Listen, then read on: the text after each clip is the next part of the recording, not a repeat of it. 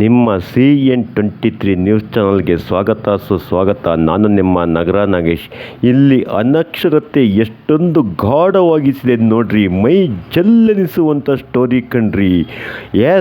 ಒಡಿಶಾದ ಬುಡಕಟ್ಟು ಜನಾಂಗದ ಮಹಿಳೆಯೊಬ್ಬಳು ತೀರಿ ಹೋಗಿರುತ್ತಾಳೆ. ಆ ಮಹಿಳೆಯ ಅಕೌಂಟ್ನಲ್ಲಿ ಸುಮಾರು 20,000 ರು ಹಣವಿರುತ್ತದೆ. ಈ ಹಣವನ್ನು ಪಡೆಯಲು ಆಕೆಯ ಸಹೋದರ ಅಲಿಯಾಸ್ ಅಣ್ಣ ಬ್ಯಾಂಕಿಗೆ 2 ತಿಂಗಳಿನಿಂದ ಅಲೆದಾಡಿದರೂ ಹಣ ಈತನಿಗೆ ಸಿಗಲಿಲ್ಲ. ಸಾವಿಗೆ ಪುರಾವೆ ಕೊಡಿ, ದಾಖಲೆ ಕೊಡಿ ಎಂದು ಬ್ಯಾಂಕಿನ ಸಿಬ್ಬಂದಿ ಕೇಳಿದಾಗ ಏನೂ ಅರಿಯದಂಥ ಈತ ತನ್ನ ತಂಗಿಯ ಮೃತದೇಹವನ್ನೇ, ಅಸ್ಥಿ ಪಂಜರವನ್ನೇ ಹೊತ್ತುಕೊಂಡು ಬ್ಯಾಂಕಿಗೆ ಸಾಗಿದಂಥ ಹೃದಯ ವಿದ್ರಾವಕ ಸ್ಟೋರಿ ಕಂಡ್ರಿದು.